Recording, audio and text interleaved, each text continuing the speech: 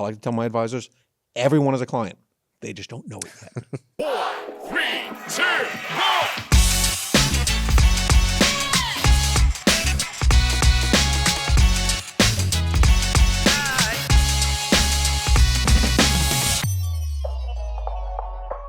So the people have come, the plates have been cleared, people are going home. The seminar was a great success, but now the question is, how do we turn that? How do we turn that great experience into people actually coming in? And we set up some things in previous episodes about how to, get that appointment done. But let's talk about the actual appointment process. How do you follow up with them? How do we make sure that when they come in, they're ready to go? They're ready to ready to go. Ready to go. All right, so I'm going to go back and give a bonus. Okay. Little nugget from at the event, because it directly translates into how do we get them into the office. Okay. So at the back of the room, you have one of your members of staff who is monitoring the crowd during the event. What questions did they ask? They asked a question. John asked a question about this. These people are nodding about that. These people seem disinterested about this topic. Okay. So they're taking copious notes in the back of the room about the audience engagement during the event. Who asked questions, who answered questions when you proposed a question, when they seem interested. Mm-hmm. So now we're getting all that data. So after the event, you have a team huddle before you leave the event, and everybody compiles notes on paper. Okay. All right. As soon as you walk out of that place, your information goes down. It goes in your head. It's going to go somewhere else. So if you can get everybody in the office, everybody there taking notes. Okay, John and Betty, table 2. What do we know? Here's what I heard. Here's what I talked to them about. What did you talk to them about? What do you hear? What do you hear about the follow-up process? So you're building that relationship portfolio on every couple that comes into your place before you start your follow-up process. So it's a recap before the night is even over. You're going through, this is what we did, this is what we learned. These are the people that really spoke to them about this. Correct. And so when you have the calls with them, when you reach out to them afterwards, do you address that? Do you let them know, hey, not that we were spying on you during the work? No, I remember you asked a great question about RMDs. Okay. It sounds like that might be something you want to know more about. So when you talk to John, I'll make sure that that's on his agenda to make sure he talks to you about. Okay. You're coming in Tuesday at 4:00? Perfect. Just want to confirm that for you to make sure we're all on the same page. So you listened. Mm-hmm. You've engaged with these people. And also at the event, people are going to fall into 3 categories. Okay. Attended and booked an appointment, Mm-hmm. or part 2, attended, didn't book, or they no-showed. Okay, let's back up and talk about that because for whatever reason, traffic, life happens, whatever. They weren't able to make it. Typically, when we do these events, we do them on subsequent nights, not consecutive, but a Tuesday and a Thursday. So you have people who said they were going to be there for the Tuesday event, and for whatever reason, they didn't show up. Great. What happens? Most advisors will just start preparing for the Thursday event. Okay. You need to go to those Tuesday no-shows and book them for Thursday. Okay. Move them over. Life happened. Hey, looks like you couldn't make it. Most people are moving so fast that they're not trying to keep the iron hot on the Tuesday people that didn't show and trying to move them to Thursday. Okay, you didn't come on Tuesday? Well, can you come to Thursday? No. Would you like to come in for, what can I do to get a quick 15-minute conversation with you to make sure that your questions get answered? Because that was part of my promise of registering for this event and putting this information out there, is that I want to be an educator. Can I get 15 minutes on your calendar, Mr. No-Show? Yeah. To just talk to you about what questions you might have had to make sure you have that opportunity. Again, it's never a no answer. We're always going to try to engage those people as much as possible. So you need to have a well thought out plan for each of those 3 categories. The no-shows, the shows and didn't book, and the shows that did book. They're all equally appointment. I like to tell my advisors, everyone is a client. They just don't know it yet. Right? So you've got to have a strong, aggressive strategy. And each strategy is going to be a little similar, but different levels of stuff. All right? Okay. And what I found is as they build this stuff out afterwards, they all want to push to digital. I'm going to send them these follow-up emails. I'm going to send them this appointment confirmation reminder. I'm going to email them this. I'm going to have text messaging on that. And you don't build relationships that way. If I showed you my inbox right now and the number of emails I have that I've not opened, it horrifies me. And I'm aware of the problem. So an email, not necessarily a cold call email, because obviously they came to sit down with you, but an email not getting clicked on or not getting opened is gonna happen. I'm an absolute aberration with this, but I know I'm not the sole exception. It happens all the time. So sending an email versus actually reaching out and having that personal touch, a physical human being reaching out to them. Yep. can make all the difference. And they should get a phone call to everybody. Mm-hmm. Thank you for coming. Whether they booked an appointment or not. Thank you for booking an appointment. Thank you for coming and being part of our audience. If you want to be part of our newsletter, if you want to know information, great. We'd love to have you in. If there's anything else that ever comes up, we'd love to talk to you. You got to build that relationship with everybody. But you also need to make sure that you're doing things purposefully. You should have a physical thing. If someone books an appointment, if I like you're going to show me your phone, I would show you my wallet. I've got 4 different appointment reminder cards in my wallet. They're right there by my cash. I'm one of the few people that carry cash, I guess, still as well too. It's a whole nother podcast. But people like that physical appointment reminder card. Yeah. That's old school. Don't be afraid. Yes, you can send the digital stuff and you can put an appointment Outlook calendar on there and sends the reminders. But that physical card, you'd be surprised how many people still like the physical card. Would it be more of a yes and as opposed to either or? Correct. Okay. Yeah. Layer it in there. You'll find out what your balance is between, but don't be all digital. It's a trap. Mm-hmm. Also, it's old school. But after every event, you handwrite thank you cards. And you send it to everybody. Nice. And if you're positioning yourself in a relationship-based business, that's what you do.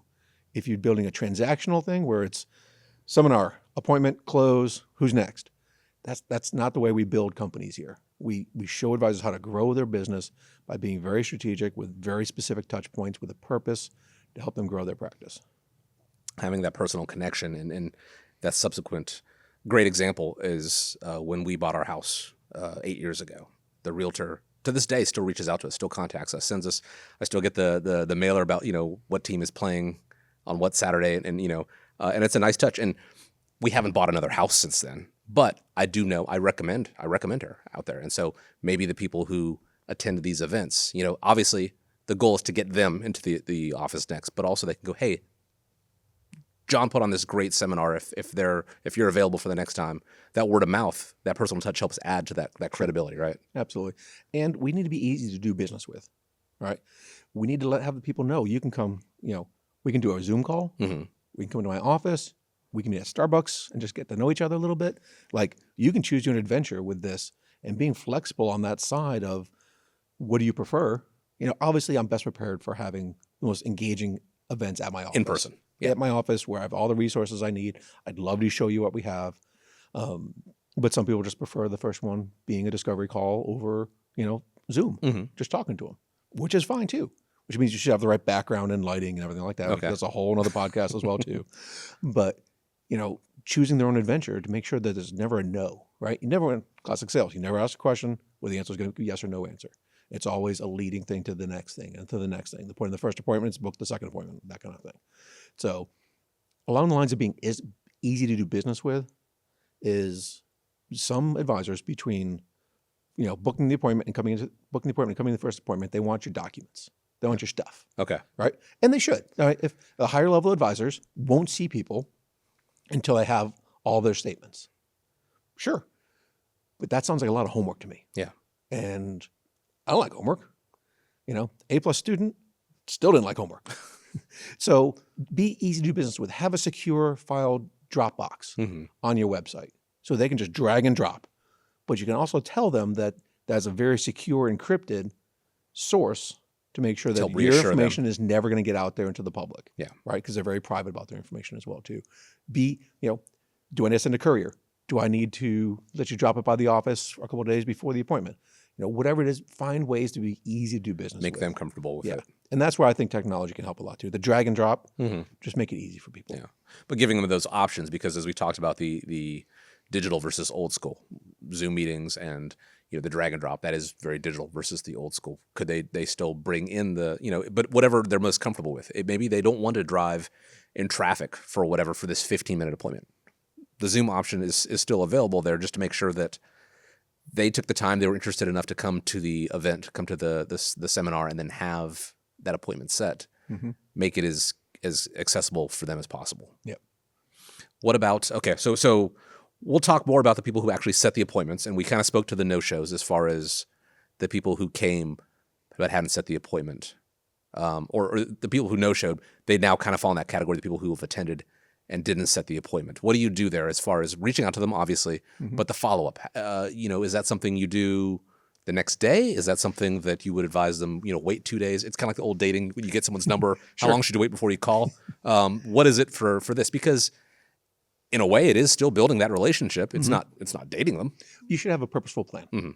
It should be phone call here, email here, physical mail here, and then it should move out to a longer process. And then you can do something called a red letter, basically saying, hey, you mentioned that you were interested, you came to one of our events, but for some reason life happened, we haven't been able to connect. I'm not going to call you anymore. Okay. Unless you reach out to me. I'm done. I'm taking my services away, the takeaway. And then you have a letter that very politely, we have samples of it, very politely says, I'm done. Okay.